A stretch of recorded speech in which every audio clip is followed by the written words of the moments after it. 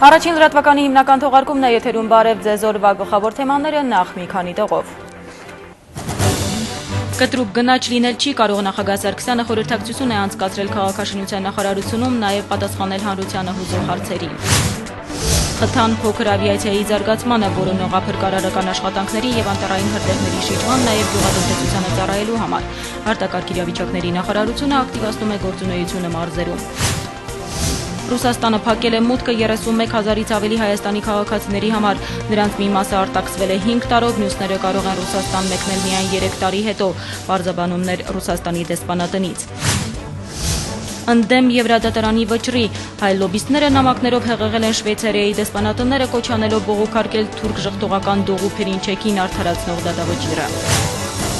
Քելուտ հրաբուխը սպառնում է աշխարհի ամենախիտ բնակչությամբ կղզուն, հազարավոր մարդիկ լքում են Ճավան, ինդոնեզական արշիպելագի ամենավտանգավոր հրաբխի ժայթքման պատճառով։ Խոսող Ջորջ Դայերի դիմանկարը ռեկորդային գնով Ֆրենսիս Բեկոնի գլուխգործոցը Քրիստի Աճուրդի տունը վաճառել է մոտ $70 միլիոն։ Եվ տարվա ամենասիրառատ 2 օրերը նորապսակների օրհնություն Պյառն Ընդառաջին, Սուրբ Սարգսի բարեխոսությունն էլ սիրահատներին։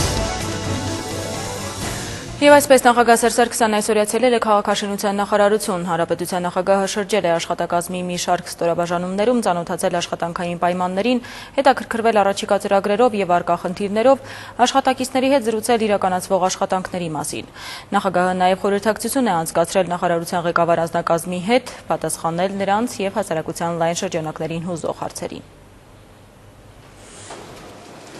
Քաղաքաշինության նախարարությունում ներդրվել է կառուցապատման թույլտվությունների էլեկտրոնային համակարգ։ Համապատասխան վարչության մասնագետները երկրի ղեկավարին ներկայացնում են համակարգի առավելությունները։ Կապների գաղափարի հետ հաստատին երկրային լինում հեռահար միջոցով աշխատանքների կատարման ընթացքում։ Թոմասյան, պարոն նախագահը մեզ մոտ լսում է մեզ։ Նախագահը եղավ եւս մի շարք վարչություններում, ծանոթացավ Աղետի գոտում պետական աջակցությամբ իրականացվող բնակարանաշինության աշխատանքներին, իսկ քաղաքաշինական ծրագրերի իրականացման գրասենյակ պետական հիմնարկում նախագահին ներկայացվեց առցանց համակարգով պետական շինարարական աշխատանքների ընթացքի վերահսկողության գործընթացը։ Այստեղ հստակ նշված են բոլոր սյունակները, որտեղ մասնավորապես պետք է ընտրենք ստեղծել նոր մրցույթի հրավեր։ Շրջայցի ավարտին խորհրդակցություն, սոցիալապես անապահով խավերի բնակարանային խնդիրները շարունակում են մնալ գերատեսչության ուշադրության կենտրոնում։ Ընթացքի մեջ է ռազմավարական ծրագիրը, նախարարի խոսքով այս ուղղությամբ արդեն որոշակի աշխատանքներ իրականացվել են։ 2013 թվականին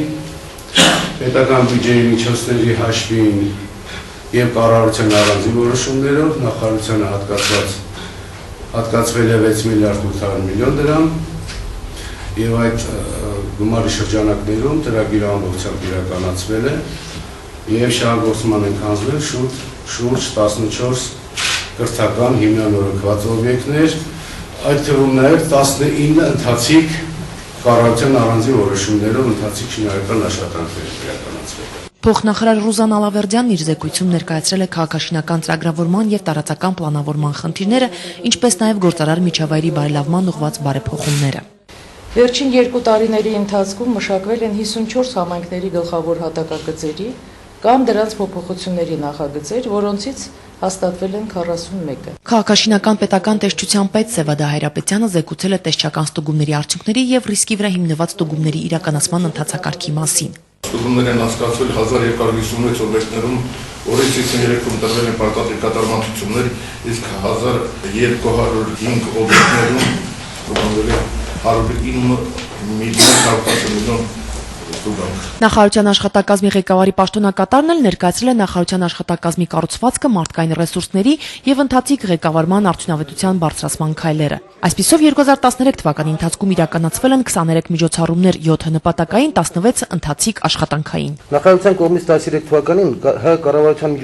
միջոցառումների ծրագրերով նախատեսված բոլոր միջոցառումները կատարված են։ Զեկույցների ավարտին հարցեր զեկուցողներին եւ հանձնարարականներ պատասխանատուներին։ Նախագահ Սարգսյանը եւս մեկ անգամ շեշտել է նախարարության գործնեության գերակա ուղղությունները, որքանով են իրականության համապատասխանում Մաքսային միությանը Հայաստանի միանալուց հետո իբր անխուսափելի կտրուկ գնաճի մասին տարածվող տեղեկությունները, Խորհրդակցության մասնակիցները առիթ է բաց չթողնելով հետաքրքրվել են երկրի ղեկավարից։ Սերժ Սարգսյանը վստահեցրել է, որ կտրուկ գնաճ լինել չի կարող, անկախ նրանից Հայաստանը միանալու է Մաքսային միությանը, թե ոչ։ Նախագահը եւս մեկ անգամ ընդգծել է, որ Մաքսային միության անդամակցությունը բխում է մեր ժողովրդի շահերից եւ խոսքը չի վերաբերում միայն տնտեսությանը։ Ինչ վերաբերում է ոչ հավաստի տեղեկությունների տարածմանը, ապա երկրի ղեկավարը հրահանգել է պատկան մարմիններին հանրության առավելագույնս ներկայացնել իրականությունն ու ճշմարտությունը։ Լրագրողներ առանց սահմանի կազմակերպությունը հրապարակեց աշխարհում մամուլի ազատության վերաբերյալ ցուցիչը, ըստ որի Հայաստանի Հանրապետությունը առաջատար է մեր տարածաշրջանում, առաջ է իր բոլոր հարևաններից։ Ըստ այդ զեկույցի մենք մամուլի ազատությամբ գերազանցում ենք Եվրամիության որոշ երկրների, օրինակ Հունաստանին, Բուլղարիային, էլ չեմ խոսում Վրաստանի, Ուկրաինայի եւ այլ երկրների մասին, որոնք համարվում էին այսպես ազատության ժողովրդավարության կղզյակներ։ Սա իրոք շատ լուրջ ձեռքբերում է։ Եվ սա պատահական չի ստացվել, չէ՞, մեր ձեռքբերումն է։ Բայց այս ձեռքբերումը բոլորիցս պահանջում է նոր աշխատավոճ։ Բոլորից պահանջում է լրացուցիչ ջանքեր։ Ինչու՞, որովհետև մամուլի ազատությունը նաև նշանակում է ստի,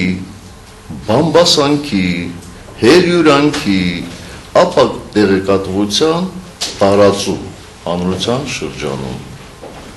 Մամուլի ազատությունը նաև նշանակում է, որ մարդկանց որոշակի խմբեր ելնելով իրենց նեղ անձնական կամ նեղ կուսակցական շահերից ցանկացած լավ գործ կարող է հանրությանը ներկայացնել որպես վատ։ Միայն լավ գործ անելը կամ լավ որոշում կայացնելը նախագահի խոսքով բավարար չէ, որպեսզի հանրության շրջանում համապատասխան պատկերացում կազմվի այդ որոշման կամ գործընթացի մասին։ Նայեք ինչ է կատարում մեր երկրում։ Որոշ հեռուստաընկերություններ, տպագիր օրաթերթեր, տասնյակ կայքեր, 4 խորհրդարանական կուսակցություններ, խմբակցություններ, բազմաթիվ արտախորհրդարանական կուսակցություններ, տասնյակ քաղաքական գործիչներ, որոնք մասամբ նեղացածներն են իշխանություններից, առավոտից մինչև կեսգիշեր ցեխ են շպրտում, սևացնում են եւ երկրում տեղի ունեցող իրադարձությունները եւ մեր աշխատանքը։ Այս պարագայում իհարկե մենք շատ ակտիվ պետք է լինենք, որպեսզի կարողանանք մեր ընդունած որոշումները հասցնել մեր հանրությանը, որպեսզի ունենանք նաեւ հասարակական աջակցություն, որպեսզի ունենանք հետադարձ կապ։ Խորհրդակցության ավարտին քաղաքաշինության նախարարության մի խումբ աշխատակիցներ բարեխիղճ եւ արդյունավետ աշխատանքի համար արժանացել են խրախուսանքի, պարգևատրվելով հանրապետության նախագահի շնորհակալագրերով։ Լուսինե Մկրտչյան, Առաջին ալիք։ Արտակարգ իրավիճակների նախարարությունը ակտիվացնում է գործունեությունը մարզերում, հանձնարարականը երկրի նախագահ Սերժ Սարգսյանինն է։ Վերջին տարիներին ավելացել է 911 ծառայության նկատմամբ վստահությունը, մասնավորապես 2013-ին ծառայությունը ստացել է ավելի քան 1.365.000 զանգ։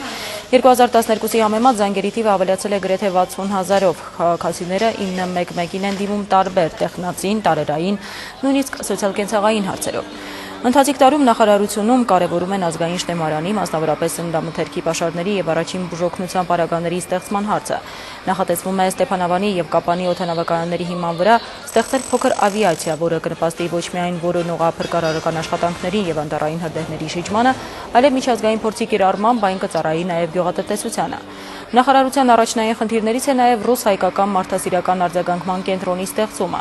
Լուրջ ուշադրություն է դարձվելու մարզային կառույցների հզորացմանն ու ծառայությունների որակին։ Մեր քաղաքականության մեջ այս տարվա նույնպես առաջնային խնդիր է հանդիսանում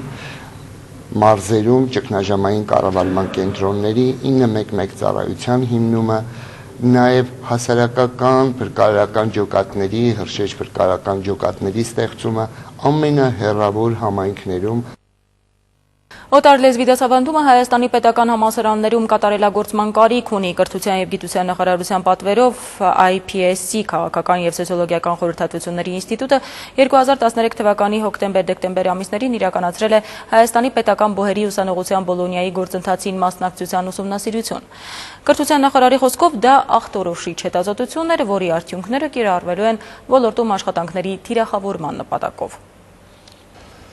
Հայաստանի բուհերում սովորողների մեծամասնությունը տեղյակ չէ Բոլոնիան գործընթացից, այնինչ կրթության ու գիտության նախարարը պնդում է, որ նրանք ոչ միայն պետք է տեղեկացված լինեն, այլև կարողանան օգտվել դրա գործիքներից։ Պարզվում է, որ հիմնականում միջանձնական շփման միջոցով է նրանք այդ մասին տեղեկանում։ Այնինչ այդ մասին գրքույկներ կան, տեղեկություններ ինտերնետում, ուսանողական խնդիրների ու կարիքների գնահատականը հենց ուսանողների շուրթերով։ Ուսանողի կարծիքը նախարարի համար հետադարձ կապի լավագույն միջոցն է։ Ուսումնասիրությունն առայժմ կրթվող երիտասարդության հենց կրթական բաղադրիչի խնդիրներն է ներկայացնում, առջևում նաև սոցիալական հարցերի հրապարակումն է։ Պարզվում է, որ ուսանողների մոտ ամուսնացածների քանակը շատ ցածր է, նույնիսկ նրանց մոտ ովքեր 23 եւ ավելի տարեկան են։ Սա նույնպես խնդրեմ է։ Բոլոնիայի ծրագրի առանցքում նաև ուսանողների փոխանակությունն է, ասել է, թե օտար լեզուների լավ իմացության անհրաժեշտություն կա, այնինչ այստեղ նախարար Աշոտյանը գոհ լինելու առիթ չունի։ Ցավոք այո, Հայաստանում օտար լեզուների իմացության մակարդակը երիտասարդության շրջանում ոչ միայն այս հետազոտությամբ, այլ նաև այլ հետազոտություններով դեռևս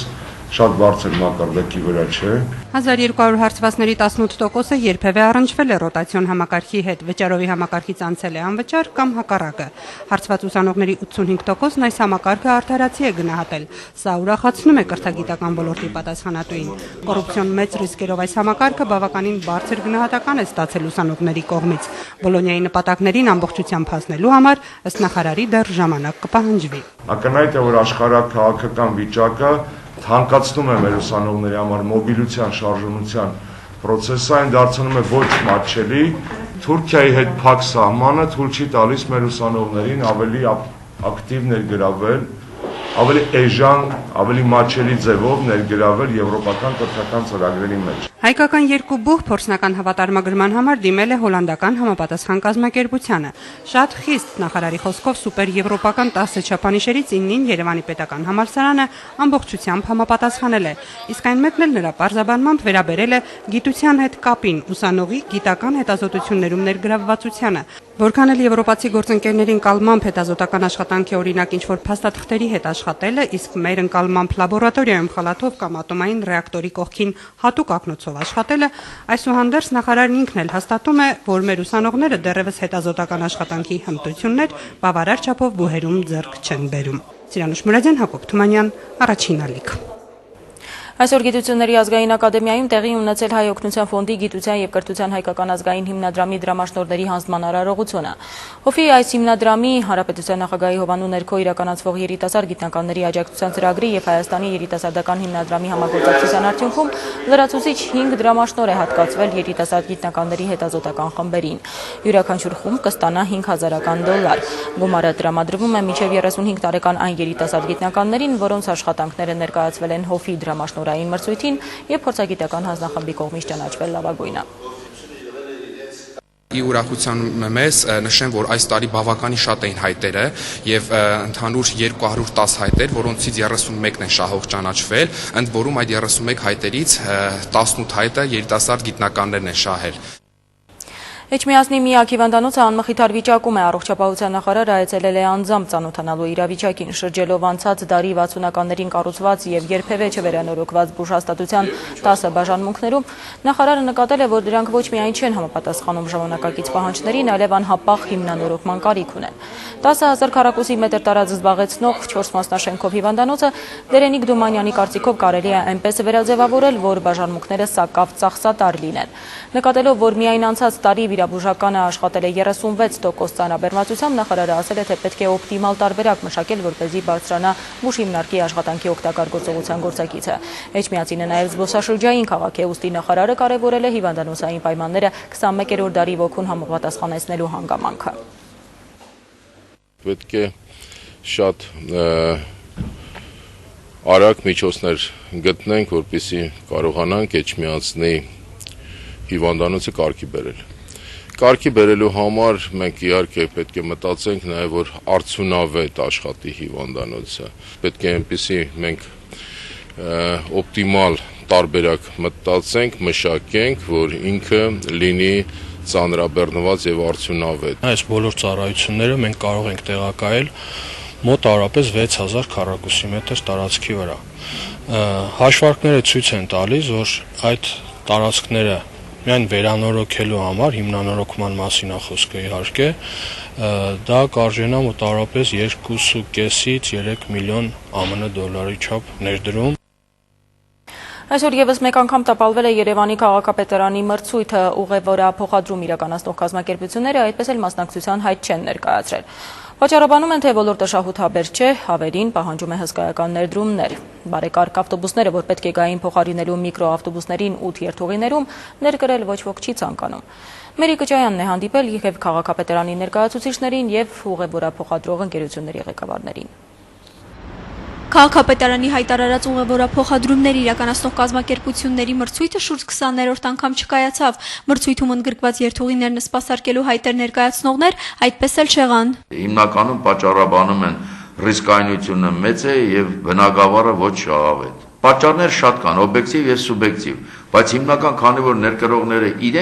իրենք կարող են լիարժեք այդ պատասխանը տալ։ Մրցույթին մասնակցող 1 միկրոավտոբուսային եւ 26 ավտոբուսային երթուղուց այս պահին չի շահագործվում 10։ Նոր երթուղային ցանցով նախատեսվում է գործող 8 միկրոավտոբուսային երթուղիները դարձնել ավտոբուսային, ինչպես նաեւ նորացնել 26 ավտոբուսային երթուղիներում ընդգրկված տրանսպորտային միջոցների մի մասը։ Սակայն պատկերը մխիթարող չէ։ Տնտեսվարողները չեն ուզում միջոցներ ներդնել համապատասխան երթուղիների համար։ Այն գծերը, որոնք մենք այսօր տեսնում ենք շահագործման մեջ, դրանք միգուցե ժամանակի փորձություն անցած են, բայց դրանք արդեն իսկ խլում են հիմնական ուղևորահոսքերը։ Հետևաբար մնացյալ չգործող, որոնց համար մրցույթներ հայտարարում, բոլորն էլ հասկանում են, որ ըստ էության չեն կարող որևէ կերպ ուղևոր խլել արդեն իսկ գործող երթուղիներից։ Ճիշտ է, տնտեսվարողները շահագրգռություն չեն ցուցաբերում, ներդրումներ չեն կատարում, բայց դրանց պատճառները տարբեր են։ Ոլորտի ոչ շահութաբերություն, թե եկամտի պակաս պայմանավորված համապատասխան երթուղիներով, երթուղի շահագործող ընկերություններից մի քանիսը բավարար միջոցներ չունեն կամ ցանկություն չունեն դրանք ներդնել եւ նոր ավտոբուսներ ներկրել։ Իսկ տնտեսվարողներից մեկը 30 համարի ավտոբուսն սպասարկող ընկերությունն արդեն պարտքերի մեջ է։ Նշված սակագնով աշխատելով հնարավոր չի սպասարկում իրականացնել։ Այսինքն մենք գոյացրել ենք բազմաթիվ պարտքեր դատարանների հետ, որ բազմաթիվ կազմակերպություններ, քաղաքապետարանը, հարկային մյուսը բոլոր կազմակերպությունների հետ ունենք դատական վեճեր։ Ընկերության տնօրենը սեփական օրինակով հակադրվում է այն տեսակետին, որ մայրաքաղաքում ուղևորափոխադրումներ իրականացնելը շահավետ բիզնես է։ Եթե գերշահույթ ապահովող բիզնես է սա, ապա այսքան բիզնեսմեններ կան, որոնք շատ լավ հաշվարկում են շահույթը եւ գերշահույթը։ Ինչի չեն դիմել։ Այնուամենայնիվ ոլորտի արդյունավետության վերաբերյալ կարծիքները հակասական են։ Մրցույթում հերթական անգամ հայտեր չլինելու խնդրին լուծում տալու համար պետք է հիմնովին փոխել քաղաքի երթուղային ցանցը, ասում է Ստյոպա Սաֆարյանը։ Ըստ նրա, դա հնարավորություն կտա հավասարաչափ շահութաբերություն ապահովել երթուղիներն սպասարկող ընկերությունների համար։ Ողջ Երևան քաղաքի երթուղային ցանցի վերանայումը, շահույթի հավասարաչափ բաշխումը կամ գրեթե մոտավոր բաշխումը, հավասարաչափ բաշխումը բոլոր երթուղային գծերի միջև, որպեսզի բոլոր երթուղային գծերը ունենան գրավչություն ուղևորափոխադրող կազմակերպությունների համար եւ միկրոավտոբուսների փոխարինում ավտոբուսներով։ Եվ քաղաքապետի խորհրդականի եւ հակադիր կարծիք ներկայացնող Ստյոպա Սաֆարյանի տեսանկյունից միկրոավտոբուսները պետք է փոխարինվեն ավտոբուսներով, մինչդեռ այժմ ուղևորափոխադրող շատ ավտոբուսներ անգամ տեխնիկապես բավարար վիճակում չեն։ Ուղևորափոխադրող ընկերությունների վերջին մրցույթը կայացել է 2012-ի օգոստոսի 12-ին։ Այսօր էլ մրցույթին ներկայացվող պահանջները նույնն էին։ Համապատասխան բալային համակարգով են դա հանձնաժողովը մոտեցումը ցույց տալի, եթե նրանք համապատասխան այդ ցուցանիշները ապահովել են, նրանք անցնում են։ Արտաքին տեսնասալոնն, տեխնիկական վիճակն, անվտանգությունն, անվադողերն, բոլորը ես կարող եմ ասել։ Առաջին հայացքից պարզ ու տարական թվացող պահանջներն սպասարկող ընկերություններից մի քանիսը չեն կարողանում բավարարել։ Հարց է առաջանում՝ տեխնիկապես ոչ լիովին հագեցած, ոչ շատ եկամուտ ունեցող ընկերություններն ինչ ներդրումներ կարող են անել, որպեսզի ուղևորցը չթանկանա։ Որոշ երթուղիների համար ընդհանրապես ներդրումներ չկան։ Ներդրողներ չկան, կարող է վաղը լինի, ես չեմ կարող ասել, որ մենք չենք կարճել հենց մի քանի ներդրողներին, դա միջավայրը, բնակավարը աշխատանքային։ Մրցույթում ներկայացված ուղեգծերի ճակատագիրը եւ ուղևճարի գնային քաղաքականությունը կհստակեցվեն առաջիկայում։ Ոլորտի պատասխանատուները խոստանում են հնարավորինս շտկել առկա թերությունները։ Մերիկը Ջայան, Տիգրան Բաբայան, Հովանես Քյոսեյան, առաջին ալիք։ 2013-ին Ռուսաստանում արտոնագրով գրանցված աշխատանքային գործունեություն իրականացնող հայ միգրանտների թիվը կազմել է 130,000, որը 2012-ի ցուցանիշին գերազանցում է 4%-ով։ Դաշնության նոր միգրացիոն քաղաքականության հարցերին այսօր բարձաբանումներ է ներկայացրել մեր երկրում ռուսական դեսպանատան ներկայացուցիչը։ Սվետլանա Ստեփանովան նշել է, որ անլեգալ միգրանտների մուտքը Ռուսաստան արգելվում է ավտոմատ կերպով առանց միգրացիոն կառույցի կամ այլ համապատասխան մարմնի միջամտության։ Նա առանձնացրել է ռիսկային խումբը, որի մեջ ընդգրկվել են այն քաղաքացիները, որոնք դաշնություն են մեկնել վաղուց 1-2 անգամ 10 տարի առաջ, չձևակերպելով բնակության նպատակը, աշխատանքի թույլտվությունը գերազանցելով եւ սպառելով Ռուսաստանում գտնվելու բոլոր, այդ թվում 90-օրյա ժամկետները։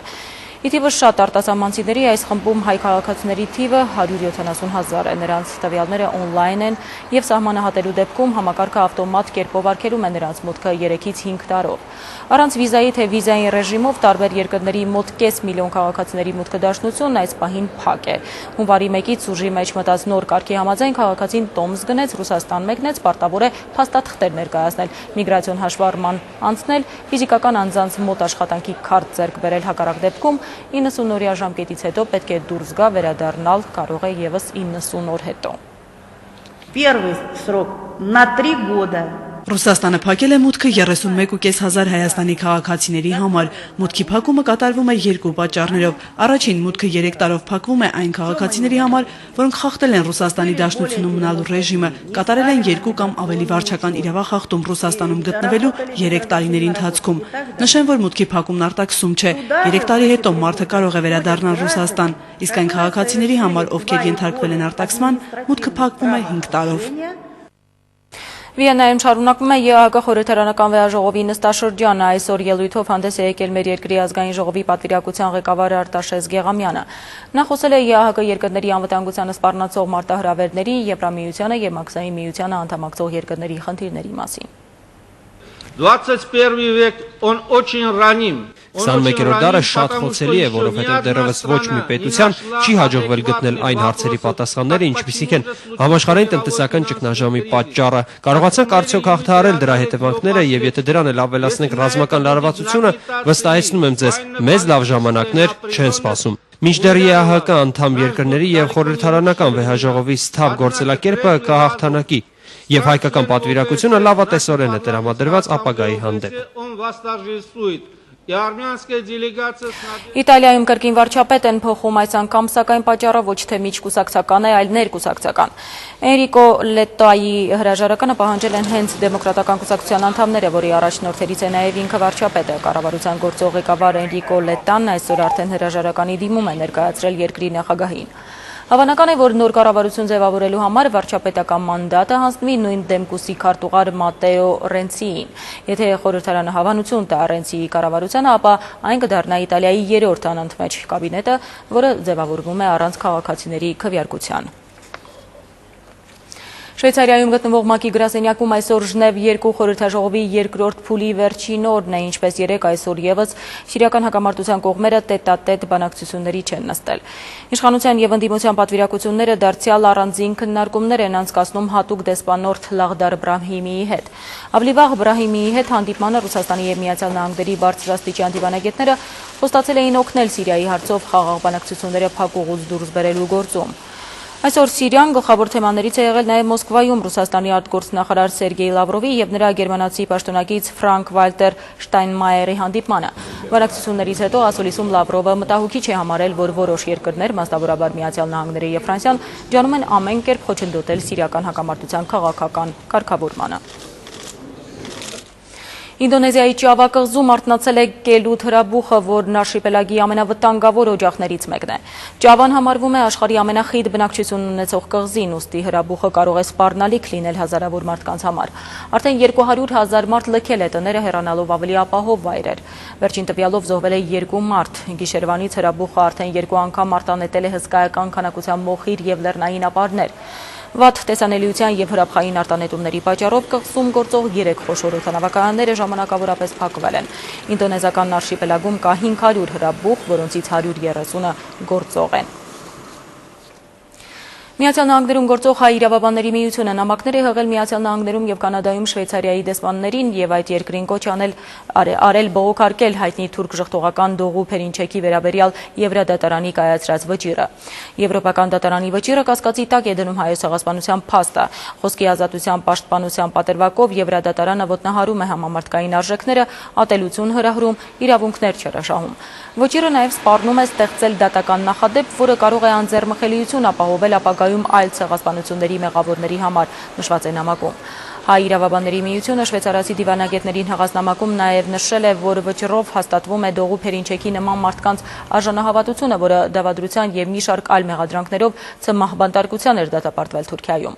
Հայ իրավաբանները նաև շնորհակալություն են հայտնել Շվեյցարիային հայոց ցեղասպանության ճանաչման եւ ժխտողական քաղաքականության կանխարգելման համար։ Հիշեցնեմ, որ Մարդու իրավունքների եվրոպական դատարանը բավարարել էր հայոց ցեղասպանությունը ժխտելու համար շվեյցարական դատարանի կողմից մեղավոր ճանաչված թուրք ազգայնական Դողու Փերինչեկի հայցը իրեն արդարացնելու վերաբերյալ։ Հայ առաքելական եկեղեցին այսօր տոնում է Տյառն Ընթարաչը, երիտասարդների եւ նորապսակների ամենասիրելի տոներից մեկը։ Տոնը մեկնարկել է երեկոյան ժամերքությամբ, եկեղեցու կանթեղներից վերցված կրակով տաճարների բակերում խարույկներ են վառվել, ինչը խորհրդանշում է Քրիստոսի լույսը։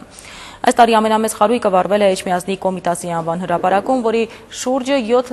խարույկի շուրջը 7 անգամ պտտվել, ապա կրակի վրայով ցատկել են նորապսակ 7 զույգեր։ Իսկ այսօր արդեն Տյառն Ընթարաչի պատարագից հետո կատարվել է նորապսակների օրհնության կարգ։ Տոնական Էջմիածնից Հայկուշ Ասլանյանի ռեպորտաժը։ Խարույկ վառելու սովորույթը Գրիգոր Տաթևացու մեկնությամբ տիրոջը տաճարին ընծայաբերելու ժամանակ ժողովրդի ջահերով եւ կանթեղներով նրան Ընթարաչ գնալու հետ է կապված։ Այսօր էլ նույն օրինակով կրակ ու ջահ ենք վառում եւ կատարում տիրոջ գալստյան նախատոնակը։ Օրհնյալ դեր մեր Հիսուս Քրիստոս ամեն։ Հոգևոր կենտրոնում ձևավորված ավանդույթ է տրնդեզը տոնելու համար քաղաքապետարանը գլխավոր խարույկի մոտ է հրավիրում նորաստեղծ ընտանիքներին եւ շնորհավորում։ Նորապսակների օրվա առիթով ամուսնական զույգերը շնորհավորանքներ եւ օրհնություն են ստանում նաեւ եկեղեցուց։ Հորդորելով ապրել Աստծո եւ միմյանց սիրով հոգևոր սպասավորը նորապսակ 7 զույգին կոչ արեց հաստատ պահել իրենց հավատն առ Աստված, լինել անդավաճան եւ Տերեմու հնազանդեմ երդմանը հավատարիմ։ Կոչ անելով կառուցել ամուր տանիք եւ ունենալ բազում երեխաներ, քաղաքապետը պատրաստակամություն հայտնեց նրանց կողքին լինել հատկապես դժվարությունների պահին։ Աստված ձեր ճանապարհը լուսավորի եւ հնարավորություն տա աճելու եւ զարգանալու սեփական հողի վրա եւ օտայի ճամփաները միշտ մնան միայն հյուրասիրությունների եւ հրավերների համար։ Քաղաքային իշխանությունների պատրաստած նվերները ստանալուց հետո նորապսակ 7 զույգը 7 պտույտ գործեց խարույկի շուրջը։ Կյանքի նոր շրջափուլի նոր մեկնարկը խոստումնալից համարելով երիտասարդ հարցները հավատում են, որ գտել են իրենց լուսավոր երազը։ Ես գտել եմ երջանկությունը, իմ համար երջանկությունն է, որ ես ունեմ ամուր կայացած ընտանիք, այդ ընտանիքում ես սիրված եմ, հարգված եմ եւ իմ կողքին այնպիսի տղամարդ կա, որ հույսով եմ ամեն պահին պատրաստ է ինձ օգնել ամեն հարցում։ Ուզում եմ լինի երջանիկ ընտանիք, որտեղ մեծանան երջանիկ բալիկներ։ Երջանկությունն աննյութեղեն է Հայկանուշ Հովակիմյանի համար, բարձր արժեքներ դավանող երիտասարդ կինն ապրում է սեփական սկզբունքներին հավատարիմ, որտեղ գերակային հույսը, հավատը եւ սերը։ Առաջնահերթ իմ գտած երջանկությունը Աստված է, երկրորդ արդեն իմ ընտանիքը, իմ ամուսինը, իմ բալիկը։ Օրվա հերոսներին շնորհավորելու են եկել նաև քաղաքի երգի ու բարի խմբերը։ Բարձր եւ տոնական տրամադրությունը, որ մեկնարկել էր Կոմիտասի պուրակից, շարունակվեց նորապսակների ընտանիքներում մինչև ուշ գիշեր։ Հայկուշ Ասլանյան, Վարդան Տերտերյան, Առաջին ալիք։ Իսկ վաղը հայ եկեղեցին նշում է երիտասարդների եւ սիրո բարեխոս Սուրբ Սարգսի տոնը, համաձայն ժողովրդական սովորույթի այսօր երեկոյան երիտասարդները աղի բլիթ են ուտում, որպեսզի սրբի բարեխոսությամբ երազում տեսնեն իրենց ջուր տվող կյանքի ապագա ընկերոջը։ Շատերը հավատում են, որ Սուրբ Սարգիսը ուրբաթ գիշերը այցելում է մարդկանց տները։ Տանտիկինները սկուտեղի վրա փոխինձ են մաղում, դնում դռան հետևում, հուսալով, որ Սուրբը կայցելի իրենց եւ նրա ձի ու ոտնահետքը կմնա փոխինձի վրա։ Շաբաթ առավոտյան պատարագից հետո այդ փոխինձը շաղախում եւ ուտում են։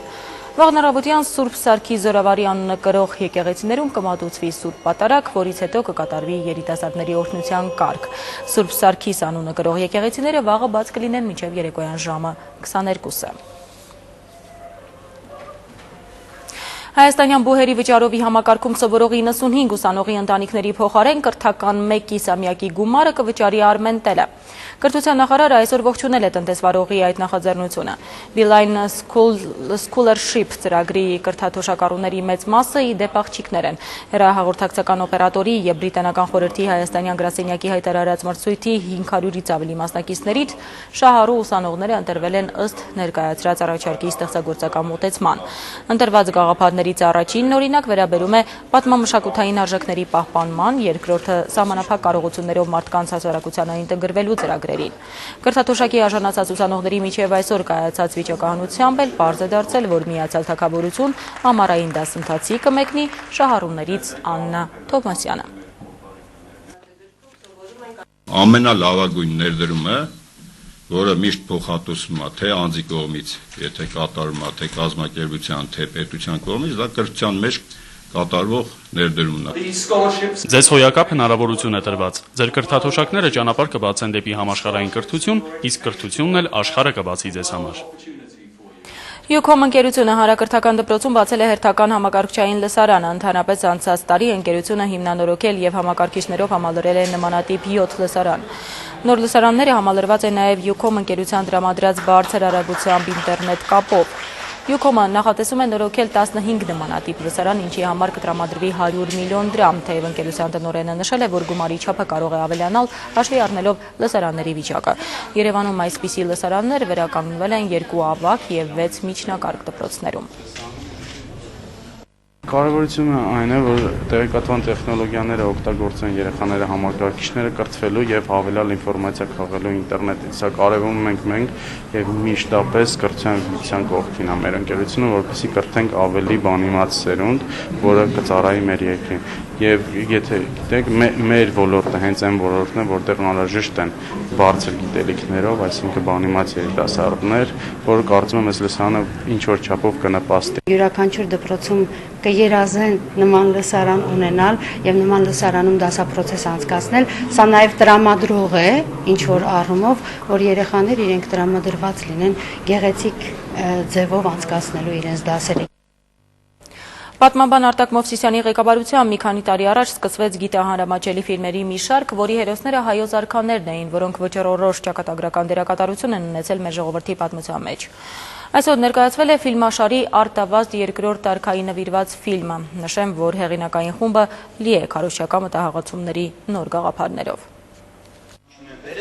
Արտավազդ երկրորդ պատիվը կյանքից վեր։ Հենց այսպես է հեղինակային խումբը վերնագրել հայոց արքաներից այն միակին նվիրված ֆիլմը, ով բացի մեծ պետական գործիչ լինելուց, նաև հզոր ստեղծագործական սկիզբ ունեցող մտածող էր, թե ինչպես էր ողբերգությունների, պատմական երկերի ու ճառերի նրբաճաշակ հեղինակը հաջողում նաև կառավարել երկիրը, հայտնի պատմական իրողություն է, բայց ֆիլմի հեղինակներին հատկապես գրավել է օրհասական պահին Արտավազդ արքայի անձնազոհ ազնվական կեցվածքը, որ հարգանք ու պատկառանքեր ներշնչում անգամ թշնամիներին։ Մարդը հայտնվելով գերության մեջ ինքը երբեք հոգու արիությունը չկորցրեց եւ այս կերպարն է, որ մենք ուզում ենք հաղորդել մեր նոր սերնդին, երիտասարդներին, ապագա պետական գործիչներին։ Այդ գիտակցությունը, որ ես եմ հայոց երկրի տերն ու արքան եւ ամենաաներանելի վիճակում էլ նա պատիվը վեր է դասում երկրային հասարակ մահկանացուին բնորոշ հասկացություններից։ Արտավազդ երկրորդով ամբողջանում է հայոց գահակալ արքաներին նվիրված գիտահանրամատչելի ֆիլմաշարը, որից առաջինը Տիգրան Մեծ հայրենապաշտ տիրակալն էր, երկրորդը Նեմրութ, Արև արքայի մեծ սրբավայրը եւ վերջապես Արտավազդ երկրորդ պատիվը կյանքից վեր։ 3 տիրակալներ, որոնց հայրենապաշտության, իմաստնության ու անձնազոհության օրինակները ֆիլմաշարի ստեղծագործական կազմը վերածել է ազդեցիկ քարոզչության։ Մեզ պետք են մեծ գործիչներ եւ եթե այս 3 ֆիլմերի շարքը թագավորներին նվիրված Տիգրան Մեծ հայրենապաշտ տիրակալ, հայրենապաշտություն եւ մեծ աշխարհակալություն, մեծ նվաճող, զորավար, բայց հանուն հայրենիքի նաեւ իր տիրակալի փառքից հրաժարված կերպար, Անտիոքոս առաջի Երվանդականը Նեմրութի իմաստուն, փիլիսոփա, աստվածիմացության մեծ ճանապարհին գտնվող արքա եւ Արտավազդ երկրորդ դիվանագետ, բանաստեղծ, եւ անznազո արքա։ Այժմ ֆիլմը թարգմանվում է ռուսերեն ու անգլերեն եւ առաջիկայում կթողարկվի տեսաֆիլմի եռալեզու սկավառակը, իսկ կարճ ժամանակ անց նույն հեղինակային խումբը կներկայացնի նաեւ հաջորդ երկու՝ Ռոմից ավելի հին մայրաքաղաքը եւ պատմության կեղծարարները, ադրբեջան ֆիլմերը, ադրբեջանական զեղծարարությանը հակադրելով բացառապես պատմական փաստեր ու իրողություններ։ Նոնի Ալեքսանյան, Հակոբ Թումանյան, Առաջին ալիք։ Եվ վերջում Լոնդոնի Քրիստիի աճուրդում ռեկորդային 42 միլիոն ֆունտով կամ մոտ 70 միլիոն դոլարով վաճառվել է անգլիացի նկարիչ Ֆրենսիս Բեկոնի գլուխգործոցներից մեկը, խոսող Ջորջ Դայերի դիվանկարը։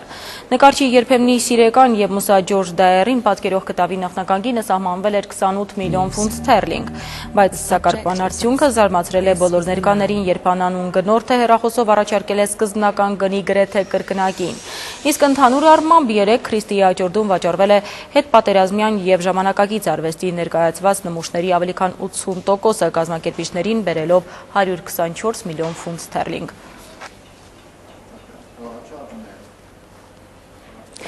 Այսքանը տաղավարում ձեզ համար աշխատում է Շահանե Մեժլոմյանը, ես ձեզ հրաժեշտ եմ տալիս ցտեսություն։